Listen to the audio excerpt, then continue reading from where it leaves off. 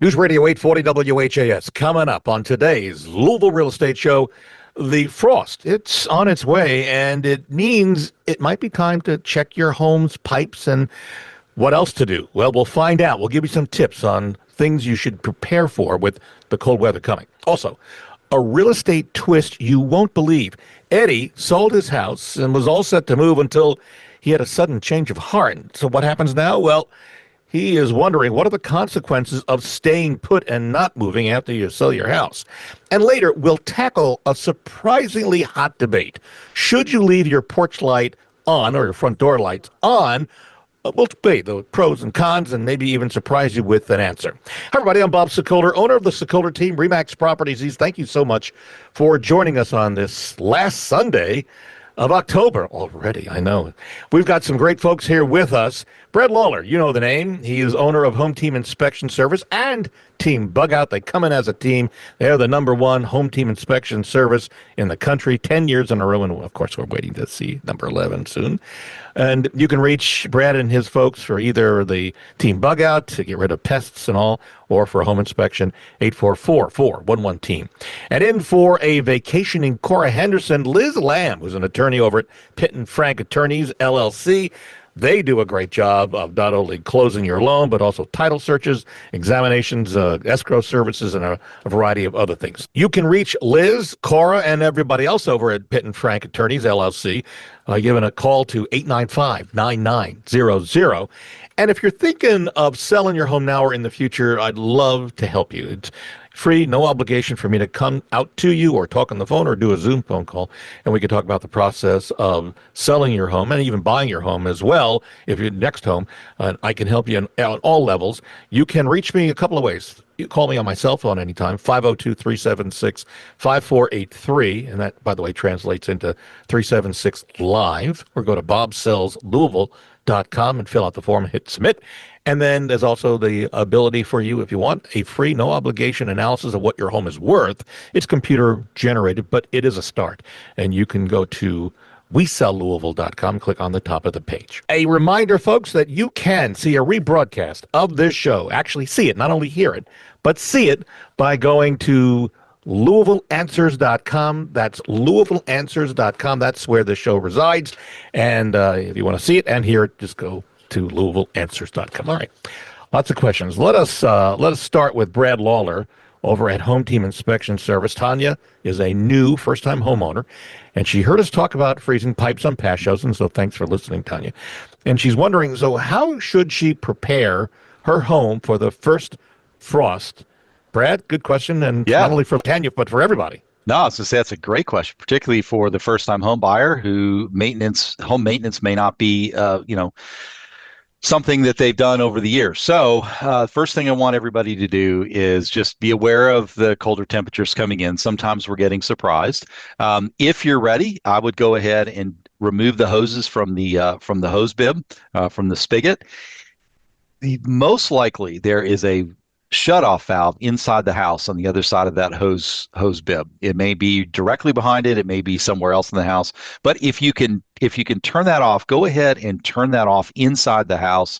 And then I want you to open the valve on the outside. That way, any water that's currently in that pipe will be able to drain out so that it doesn't freeze and break those brass fittings. Brass is really, really soft. I know it breaks easily, and even just a little bit of freezing temperature can break those lines. Unfortunately, if once the water's shut off, you may not know you've got a break until you turn the water back on next spring. So now's the time to do that. Again, I would rather that they go ahead and take the hose off, even if you just leave it on the ground, because we'll probably be watering things over the next few weeks until the real freezes come in. But then you can hook that back up. So that's the best way to do it. That you can insulate those spigots, those little styrofoam covers on them. They work okay. A little bit of just insulation wrapped with duct tape, that's okay too. But the main thing you want to do is try to cut the water off to those spigots, just to make sure that you don't have a break and then a thaw later on in the year and end up with a flooded house on the inside. Okay. I would also add to that, if you have an irrigation system, to have it either blown out professionally or have some sort of ability to blow out the lines themselves, right?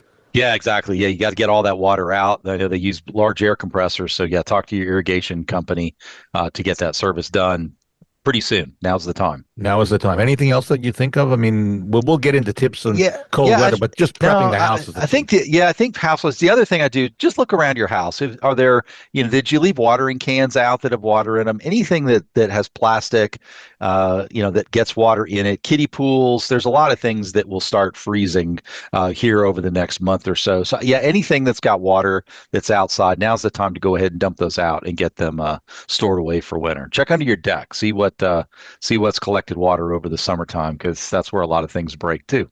Good point. All right. A reminder that if you'd like to see what sellers are saying about our Sokoler team, I actually put up a new video this week with my new camera. If you follow the show, you know what I'm talking about.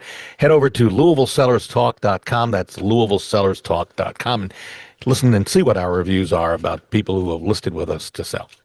All right. We move back now over to Liz Lamb, who's with Pitt and Frank Attorneys, LLC. Liz, Eddie sold his house, and in this email he says he closed on it this past Friday at an attorney's office. He was planning to move out at the end of this month, but Eddie says he's had a change of heart. He does not want to move out because of the memories that are in his house.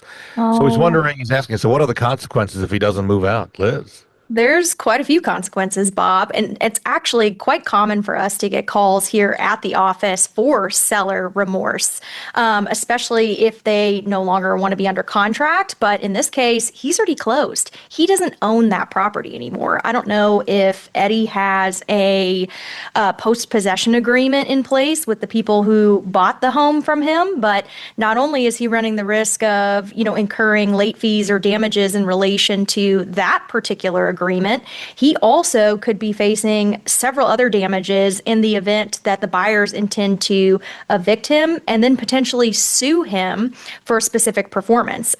He's already performed, though, which is kind of unique in this situation. They've already closed. He's already signed all the paperwork. He just hasn't vacated. So at this point, I think that they would treat him much like someone would a tenant that hasn't been evicted from a rental property, and he would go through the eviction process, even within his own home.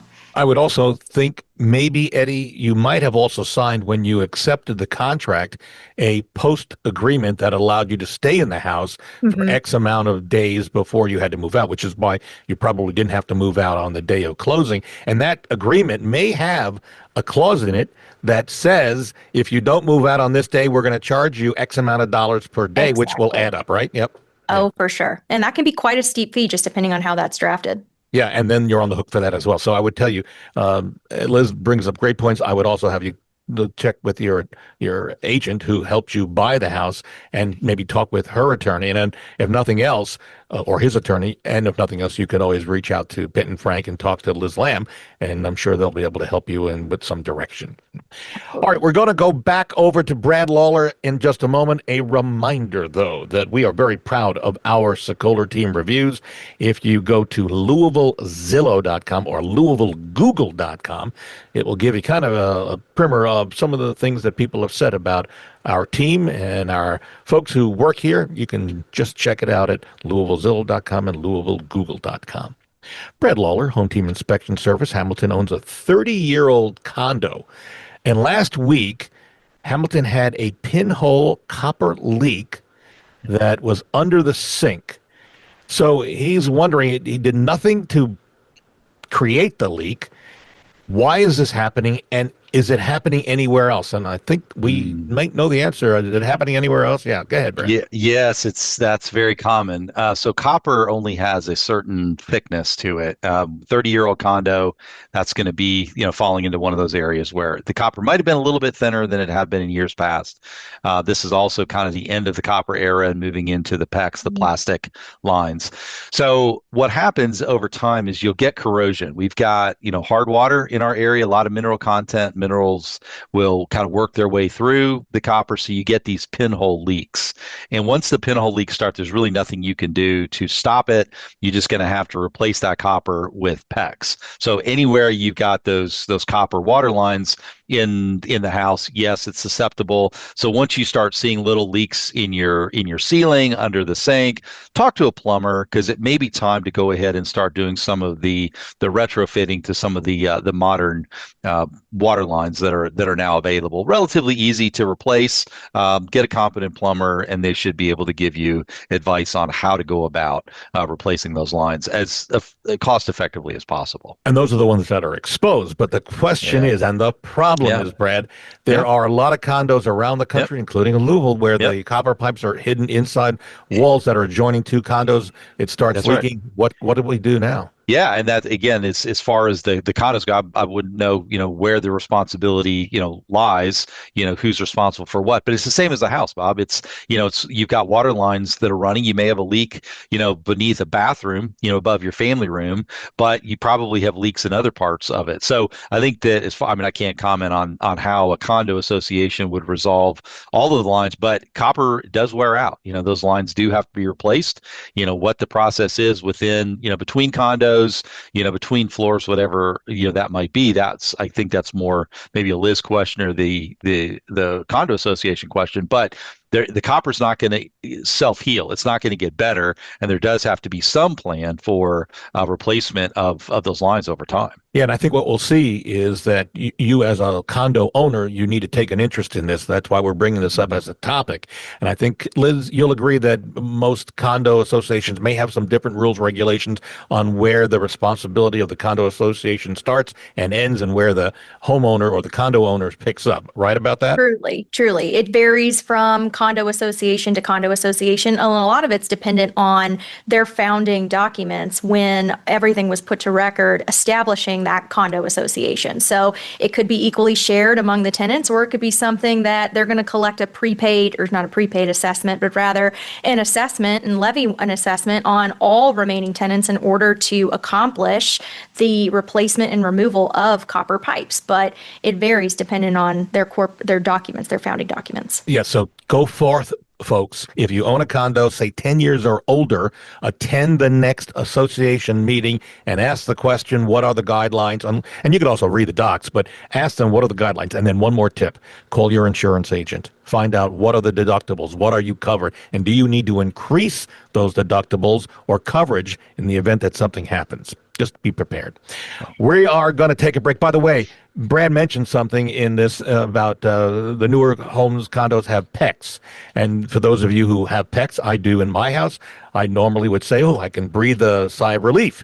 No, because we have a question coming up about PECs. You won't believe the answer. That's coming up on the other side of the break, along with our topic for today. Keep your porch or front light on or off throughout the night. We'll be talking about that. Continuing with us after the break, Liz Lamb doing a great job. She's an attorney over at Pitt and Frank Attorneys, LLC. She's in for Cora Henderson, who's on vacation this week.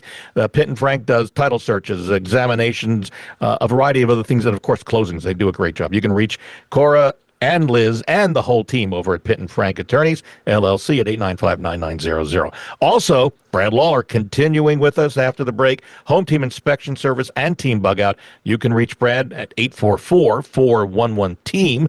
And I'm Bob Sokoler. And if you're thinking about selling your home, I'd love to help you day or night. No home too big, no home too small. And in fact, I work in Louisville, Southern Indiana, and surrounding counties. You can reach me at 502-376-5483. That's 376-LIVE. Or you can go to bobsellslouisville.com, fill out the form, click submit. We're back in a moment on News Radio 840 WHAS.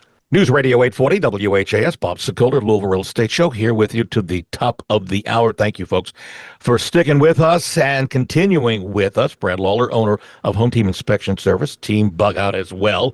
They do a great job of inspecting your home, whether it's a new home or a resale, and also getting rid of bugs if you got them. 844-411-TEAM is Brad and his team's number.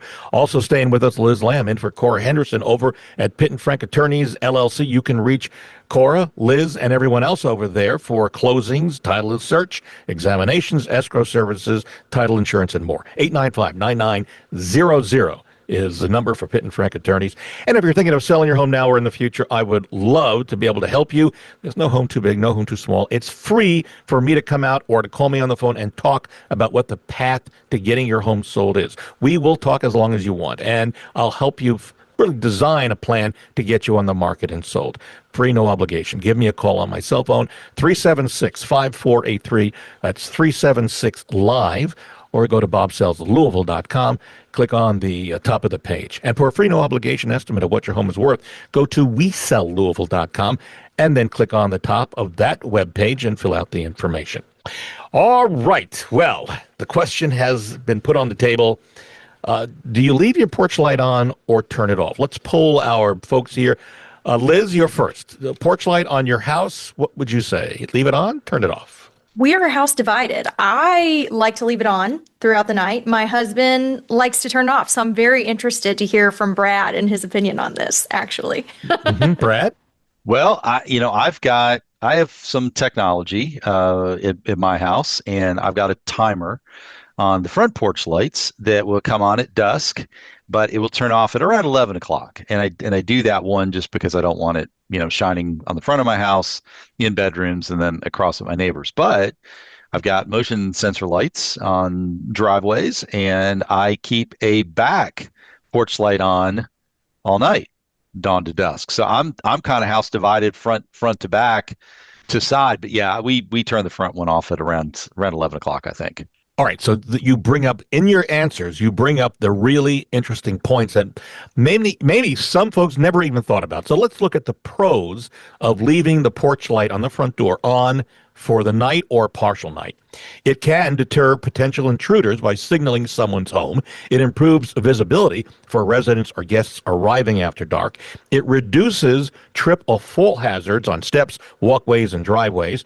There's a minimal cost if you're using the LED or motion sensor lights, like Brad doesn't. Hopefully both of you have got LED lights. Yep. It also gives you some peace of mind and outweighs small energy costs for certain homeowners, and it will actually softly light a porch. It looks warm, welcoming, enhance curb appeal, things like that. So that's pretty much the key pros. Now let's look at the cons.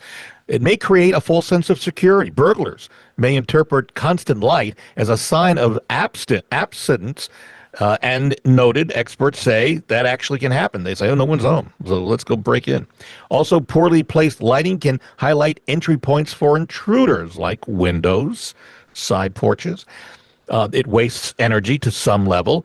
If left on all night, if it's a regular light bulb, it could cost $100 to $150 annually. Of course, that changes much. It's much less with LEDs. It also adds unnecessary strain to the power grid around the country, though I don't buy that one, quite frankly, because let's face it, it's at night. You're at the least amount of usage. And then there's harsh, constant light that can wash out colors, exaggerate shadows, and reduce visual charm. And as Brad says, it could annoy the neighbors. And in fact, in Norton Commons, you can't have up lights or down lights because it would the fear of shining in someone else's front window. So, and Bob, I've got one other one to add to that list. Yeah, the lights that stay on all night are huge pest attractants. So all of those cobwebs that you've got, the spiders know it too. So they come in, they move in because all of the little flying insects are drawn to the lights. So, Team Bug Out, we do a lot of de-webbing and treatments around those fancy coach lamps and other lights that people have in front of their house. And oftentimes we're cleaning those lights off and the lights are still on even in the middle of the day. They don't even bother turning them on. They're on just 24/7. And so, yeah, you're also drawing in pests there too. So, yeah. And there are some cheap ways to make it automatic. And if folks down the road, if you want, you can call me 376-5483. I'll tell you what the cheap way to do it. It's only $10 or so for a switch that goes to a program, and it works really simple to turn on and off. Sorry. All right. So hopefully that helps you with whether to keep your porch light on or off. I'm still on the keep it on page, just so you know, because I didn't answer that when I asked everybody else. All right, we move on. Let's go to Liz Lamb back over at Pitt and Frank Attorneys, LLC. Ted and Jan, Liz, are planning to sell their home in Louisville and move out of town. In this email, they tell me that, and by the way, you can email me, bob@wesellouisville.com with your question. Just put radio question in the subject line and put the question in the body of the email. So they say, Ted and Jen, the basement flooded in 2015 because of a sewer drain backup caused, they say, by MSD. I've heard this before. Never got a return call after they called MSD, and Ted and Jan had to clean the basement themselves. And I won't go into the details of what was down there. It was not good. So they're wondering now. Again, we're looking 10 years later. So Liz, do they have a claim against MSD? How do they proceed?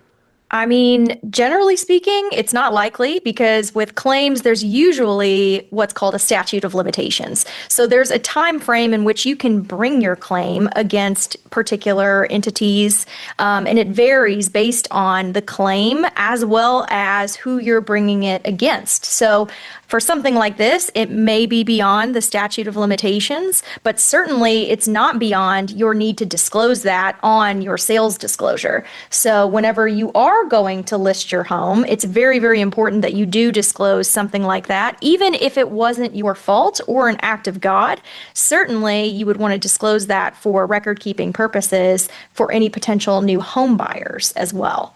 Yeah, if you think MSD didn't call you back when you had the problem, I got a feeling they're not calling you back 10 years later to say, "Oh yeah, No. we'll help get rid of some of the cost on that you incurred." Yeah, I think you're right on that. But be aware, disclose, disclose, disclose. A reminder, we have a free no obligation booklet that will come to you free of charge. It tells you 150, 250 tips about how to help you prepare your home for selling. It's easy to get it. Send me an email, bob@wesellouisville.com, and then put selling tips in the subject line, and I'll send it back out to you. And while we're talking about that, Brad and Home Team Inspection have their own booklet on what to expect from a home inspection.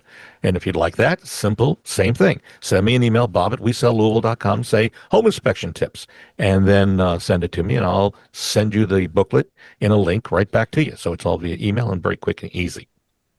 All right, earlier in this show, and by the way, you can see the show by going to LouisvilleAnswers.com if you missed this, LouisvilleAnswers.com. It's a video plus the audio on our YouTube channel, but that will get you there, LouisvilleAnswers.com.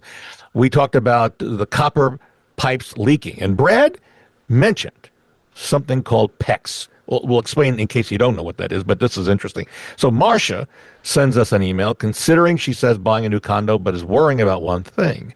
The builder and the condo use PEX for plumbing.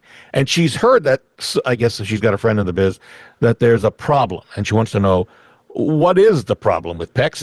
And Brad, why don't you start by explaining what PEX is? Well, PEX is a plastic water line. It's cross-linked polyethylene. That's what PEX stands for. It is a modern version of the old polyethylene lines that were used. And the challenge with PEX, well, the benefits of PEX is it's very easy to work with. It's relatively durable, so it's lowered the cost of installation in new construction. It's a lot cheaper than copper is.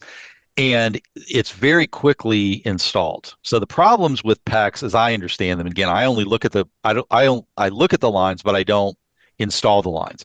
The problems that are out there with PEX are, one, that a lot of times the people that are using these kind of cheap fittings to connect them, the fittings don't always hold tight. So the fittings tend to fail. There's a lot of different quality of those out there, and they can fail and cause leaks. The other thing that people say is that it's not as durable as copper. I don't know about that because it's a plastic, it's a little bit more forgiving, like in times where it's freezing. But I do know that you can get pests like rodents that will chew through it. And there are problems with pests getting into PEX and chewing through those lines. And then finally, and I don't know that this is as big of a problem in our area as it is in some, but PEX apparently is susceptible to higher levels of chlorine. And chlorine is a common water disinfectant. And so in areas where there's higher chlorine levels in the municipal water systems, as I understand it, PEX breaks down a little bit more quickly, and it doesn't last as long as you would expect it to. So there's this kind of backlash now. People are saying, "Oh, I want copper, I don't want PEX." I don't know if you're trading one problem for another there, but there's a lot of information out there about the problems with PEX. But still, it's a good, durable, cost-effective product, but like anything, it has to be installed correctly. And that's where a lot of the problems come from, is just people installing it don't know what they're doing with it.